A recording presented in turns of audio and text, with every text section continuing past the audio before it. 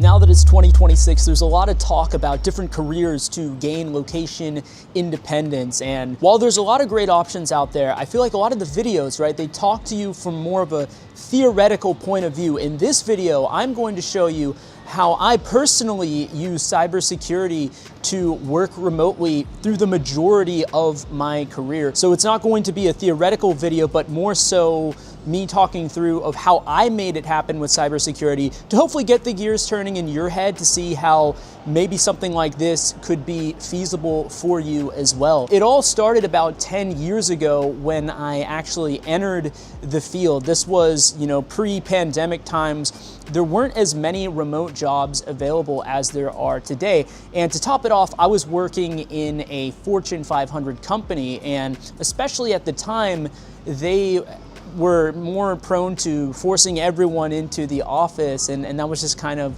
the way that we all worked and lived, and no one really thought much about it. But even then, there were a lot of people that had remote jobs. I remember when I was at my first company that I started working for in cybersecurity at General Motors, I was working as a penetration tester, basically the offensive side of cybersecurity. They would hire me to try to hack into their websites, servers, and everything like that.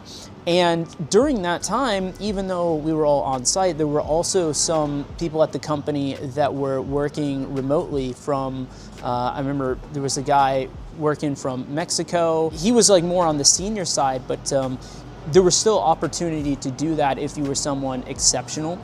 So I would say, like, no matter what career path that you're going down now, wherever you're in, if you can find a way to become irreplaceable and to become very valuable for the company you're working for, that's going to open doors for you. Now, what I like about cybersecurity personally is it is a very hard skill set. So what that means is that not as many people actually have it at a high level. So if you can keep learning in this field and keep progressing, you're pretty quickly going to reach a point where you have a lot more negotiating power compared to, let's say, some kind of job that might be replaced by AI in a year or two, right? It was a bit of a luck factor that allowed me to start working remote in this field because, like I said, during that time it wasn't as common a thing, except for the fact that 2020 rolled around, and I think we all know what happened during that time. So that was something that really gave me an opportunity to dive into this remote lifestyle a lot earlier on in my career than I otherwise would have gotten to. I was doing some freelance contracts and stuff like that allowed me to gain some extra experience faster. But I didn't put it on my resume back then because I thought, oh, it doesn't count, I'm not getting paid to do this and everything like that. And so technically the amount of, let's say, time that I had spent working for like a professional 9-to-5 job with cybersecurity at the time that rolled, the 2020 rolled around, was only about a year and a half. So at the time, there was not much remote work opportunity for someone that it was that new on paper to cybersecurity. But when that happened, every role became remote pretty much overnight. And that's when a lot of us got a taste of the remote lifestyle. And we realized, oh yeah, we can do our job just efficiently, if not more efficiently, from home. So for me personally, I know like a lot of you guys had a really tough time during that span. But in full transparency, those were some of the greatest years of my life. That's when I started, Elevate Cyber and started making YouTube videos. Like if you guys go way back on this channel, technically I started this channel in 2018, but 2020 was the year that I was really putting out a lot of content and started building that up on the side. I didn't know what I was going to do with it at the time, but that was what, enabled me to have the bandwidth to do that and still get my work done because there was no water cooler distractions or anything like that to worry about. I could just really, focus on getting my work done during the workday and then, with the extra time, putting that into my YouTube channel and eventually what became Elevate Cyber. So that was how I got started working remotely in cybersecurity. But one of the key things that I did there is I didn't coast during those times. I know a lot of people did, and nothing necessarily wrong with that, but I didn't stop there. I kept leveling up, I kept learning, and what that allowed me to do was to keep increasing my salary. I made some other videos on this channel covering the whole salary angle if that's something you're interested in. I'll pop it up in the cards now. But that ultimately allowed me to stay remote when companies were starting to do the trend more back into office. Now, fortunately for me, I left the 9 to 5 before where we're at today, where all the big companies, they're trying to really heavy-handed force people back into the office. Now, here's the big cheat code for that. Some of the best people that I know that are still in cybersecurity working for the 9 to 5 companies, they are still remote. I think though that if we're talking like your Fortune 100 companies, like the really like big monolithic companies like Dell, where I used to work at, companies like General Motors, from what I understand, those are all like back in office, or they're really trending in that direction, your Amazons, your Googles, places like that.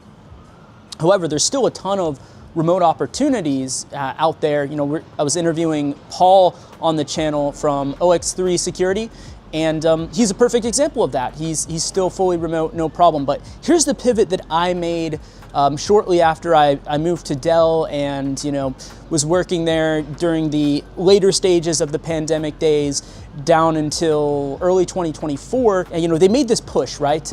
As you guys know, there's been this big return to office for those big monolithic companies like I just mentioned. Well, they approached me, and I did the full breakdown on this in one of my previous videos, but to give you the Cliff Notes version, they basically tried to heavy-handed force everyone back in the office, and not even tried, they successfully did that. And I remember they found my YouTube channel at the time, and they put me in this like surprise meeting where they like ambushed me and tried to be like making me feel like I was cheating the company because I had a YouTube channel or something like that, and because I had a website and stuff. So, they were interrogating me over that, and they're like, oh yeah, we'll get back to you on the verdict of what this means by next week. And like 1 week goes by, I don't hear anything. I start thinking, I was gonna leave this company anyways. Like, how close am I to those targets that I hit, that I told myself, hey, if I achieve this, I'll leave, right?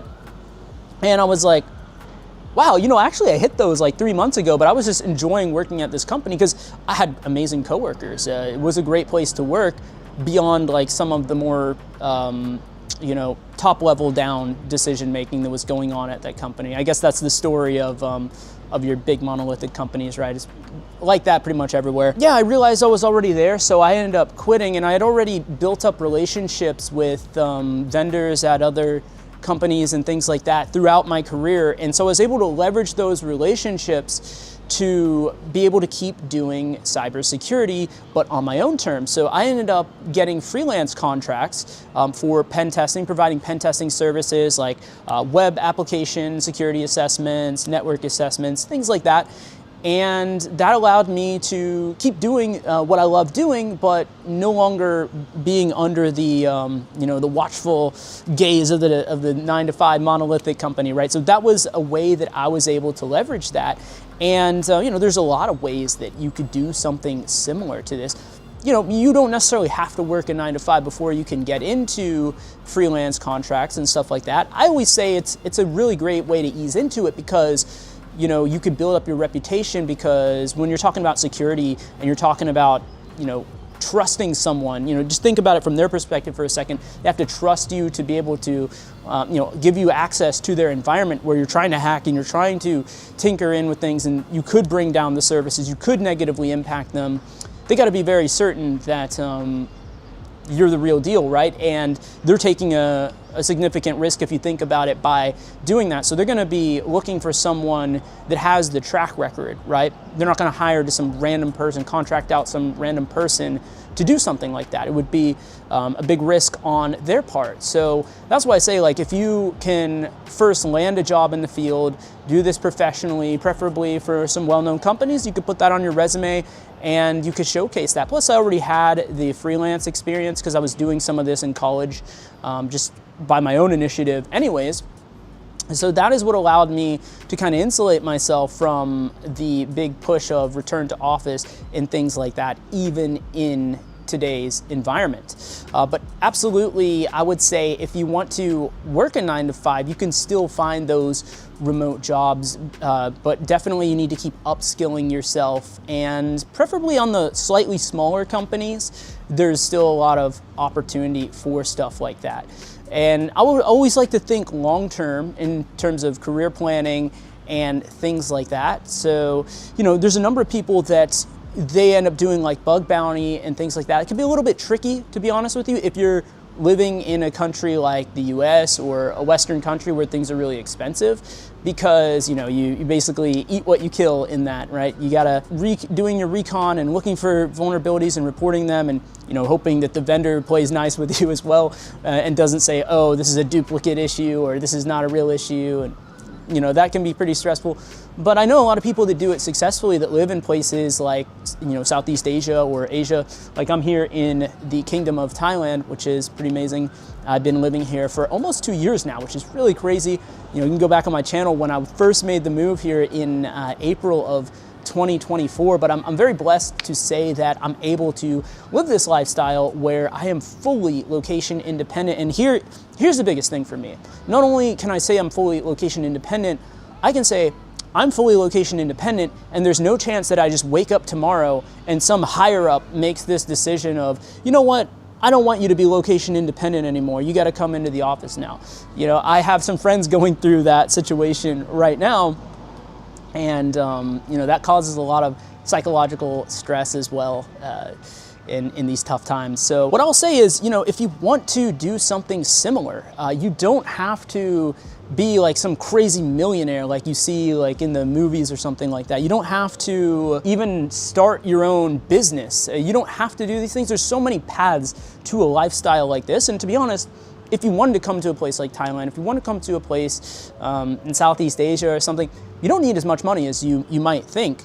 Getting over here from America and stuff can be expensive for the flight and stuff, but once you're over here, everything is super affordable. You can fly between countries for $100, sometimes even less. And your living expenses to live here, I'm living pretty good here. I spend probably about $2,500 a month, but I could easily do it for like, let's say $1,500 a month and still live a fairly similar lifestyle. I mean, compare that to the US or wherever you guys are watching this from. Let me know down in the comments, what is your cost of living where you're at? I could tell you when I was in Austin, Texas, where I spent the majority of my career, man, it was, I don't know the exact number, but I could tell you it was probably at least like 5K, if not way more than that. So yeah, hopefully this gets the gears turning in your head. If you'd like some help on your journey into getting into this amazing field, then check out the playlist that I'm gonna put on screen of how to land your first cybersecurity job step by step. It'll walk you through the full process. But if you just wanna get in touch with me directly and get on the path to kind of fast track yourself, then go down to the link in the description below and book a call, and we'll talk soon.